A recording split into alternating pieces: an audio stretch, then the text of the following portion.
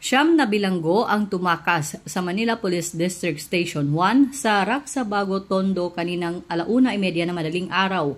Ayon kay MPD Chief Colonel Arnold Thomas Ibay, pinwersa ng mga bilanggo ang isang bakal sa may pintuan hanggang sa mabali at doon tumakas. Nakilala ang mga pumuga na sina Giancarlo Rayala, Arnold Olino, Jefferson Bonso Tumbaga, MJ Tuazon, Master Cedric Sodiocal Velasco, John Joseph Laguna, Jericho Andal, Albert Calayas at Zilmar Adriano. Sa siyam na nakatakas, balik kulungan na ang 6 matapos magsagawa ng manhunt operation ang mga polis. Ayon kay Ibay, naharap sa kasong illegal drugs, illegal possession of firearms, robbery at iba pang mga kaso ang tumakas ng mga bilanggo. Sa ngayon, iniimbestigahan na ang custodian officers, desk officer, duty officer at deputy station commander, pati na ang station commander ng MPD Station 1 na si Police Lieutenant Colonel Roberto Mupas kung may kapabayaan sa tungkulin kung kaya nakatakas ang mga bilanggo. Yes, katabi ng demesa yung kulungan. So tinitingnan natin kung iniimbestigahan pa natin maigi kung bakit hindi nahalata kagad o bakit nakatakas ito.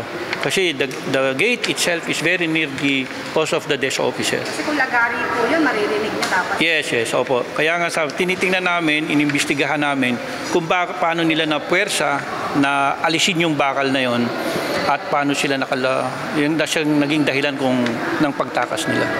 Sabi ni Ibay, sibak na sa pwesto ang mga pulis habang ginagawa ang investigasyon. Ang message namin sa kanila ay bumalik na sila at sumuko na sila dahil may pananagutan sila sa batas at huwag na nilang dagdagan yung kanilang pananagutan. Pwede naman silang sumuko, pwede naman silang magpasama sa mga taong pinagkakatiwalaan nila, or they can go directly to my office, pwede naman po silang sumuko dito. Iniimbestigahan na rin ngayon ang sumbong ng mga bilanggo na kaya tumakas dahil sinasaktan sila. Bumuo na ng tracker team ang mga polis at nagsasagawa ng manhunt operation para maibalik sa kulungan ang 3 iba pa. Matapos ang pagpuga, magsasagawa na ng lingguhang pag-iinspeksyon ng MPD sa lahat ng mga kulungan sa Manila.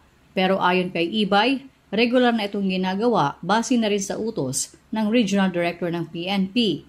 Tiniyak pa ni Ibay na walang dapat na ikabahala ang publiko dahil mabilis naman ang naging pag-aksyon ng mga polis. Katunayan, balik kulungan na anya ang 6 at may surrender feelers na rin ang pamilya ng iba pa. Wala pong dapat ikabahala dahil naging mabilis naman po ang reaksyon ng mga kapulisan natin. In fact, 5 na po ang nandito nakabalik sa atin and continuing po yung manhunt natin. And kagaya ng bilanggit ko kanina, may surrender feelers na rin coming from the families na gusto nilang isuko yung kanilang mga kamag-anak. Chonayu, Radyo Inquirer, bayang nagtatanong, mamamayang nag-uusisa.